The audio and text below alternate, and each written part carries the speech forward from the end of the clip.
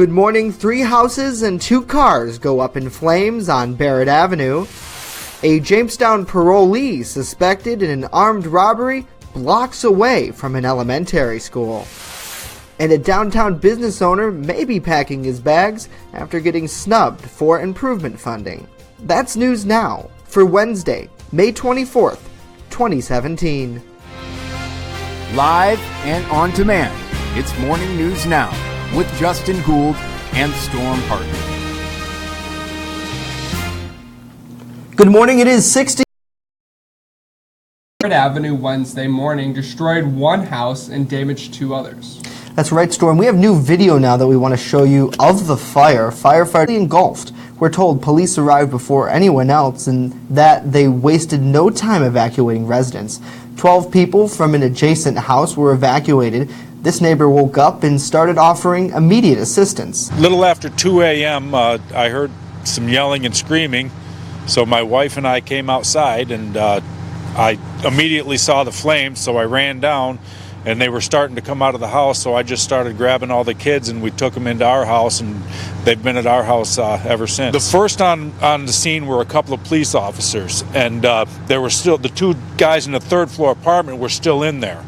And we couldn't get them to respond, so the police actually, without hesitation, went in the building and got those men out. And then in the White House next door, there was also a gentleman in there that we couldn't wake, and they went in there and got him out as well. So the police were here in a matter of seconds, and the fire department was right behind them and immediately started getting water on the fires. What do you think caused it? I'm not an expert on fire, but I would have to say that somebody might have thrown a match. I don't have any proof of that, but it's just a suspicion. Yeah. Jamestown Director of Development Vince DeJoy believes that the fire was intentionally set. He says whoever did this will pay with their freedom. So anytime that someone feels like they're going to do some urban renewal by setting fires, it's dangerous to everyone that surrounds it.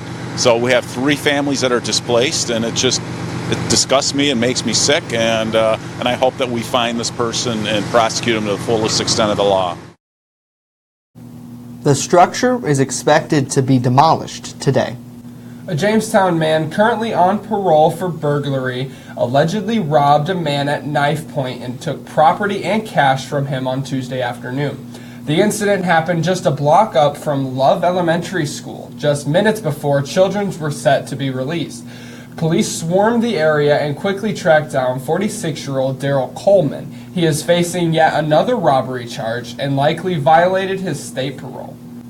One downtown Jamestown business owner is threatening to pull the plug on his operations after officials overseeing a multi-million-dollar grant refused to fork over cash that he needed for repairs. Lance Weinert owns and operates House of Note Studio and Deliver Your City. The last meeting that I attended, we were told basically that, there were certain organizations that were not going to get any of the funding due to the fact that other organizations needed it more than others, but that we shouldn't give up because we have made noise and that there may be potential for funding in the future. But at this point in time, projects like 201 North Main are being left just as a downtown eyesore, in my opinion. Weinert says it's a foregone conclusion that the National Comedy Center will receive most of the $10 million revitalization grant. One person was struck by a vehicle earlier this morning, but details next. First, Dakota Hunter is in the Skyline Weather Center. Good morning, everybody. Let's take a look at our boater forecast if you want to hit the waterways this afternoon. The water temperature in Lake Erie, 53 degrees off the Buffalo Harbor. East-southeast winds at around 8 to 14 knots and a wave height of around 2 feet or less. And on Lake Ontario, the water temperature 51 degrees off the coast of Rochester. East-northeast winds at around 10 to 15 knots and a wave height averaging around 2 feet. And speaking about Lake Ontario, we have a new lakeshore flood warning that was just issued this morning for the lakeshore communities of Niagara, Orleans, and Monroe counties.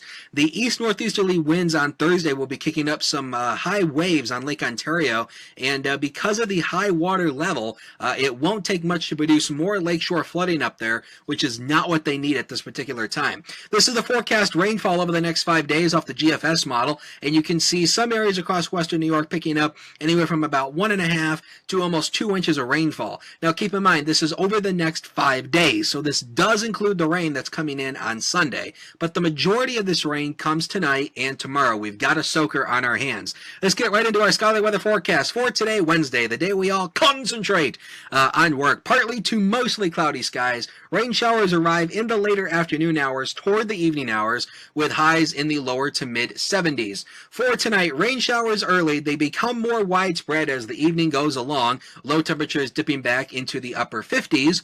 And for tomorrow, a steady soaking rain. There could be some possible breaks in the rain coverage across the southern tier, but don't count on that.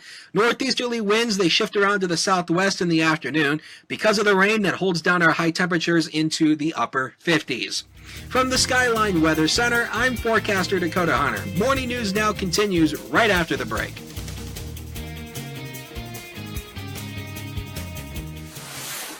EagleZip.com is your local one-stop shop for all of your home and business computer needs. Located on Fluvanna Avenue Extension, just outside of Jamestown, EagleZip.com sells and services all brands of desktops and laptops, as well as servers and network equipment for your business. All new computer sales include transferring your data from your old computer plus a 2-year warranty. Call EagleZip.com today. Stop by EagleZip.com today and let us make computers easy for you.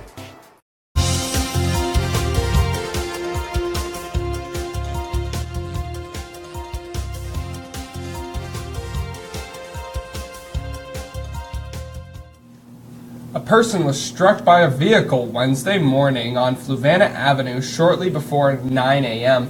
The incident took place in the 300 block of Fluvanna Avenue. There's no word on the sex of the victim or the condition. President Trump has released his first budget on Tuesday with nearly $2 trillion in spending cuts. The proposed cuts include nearly $200 billion from food stamps over the next decade. Congressman Tom Reed is reacting to the proposed plan. He spoke with regional media on Tuesday. Is that we have to have a conversation about priorities in America. The $21 trillion of national debt that is building each and every day is not sustainable. We have to get the spending under control. We need to grow this economy. That's a critical piece. That's why tax reform is so important to this equation. The budget also includes billions for national defense and building a border wall. 2 Cattaraugus County teens are facing felony charges after an Amber Alert was issued for a missing 12-year-old girl on Tuesday.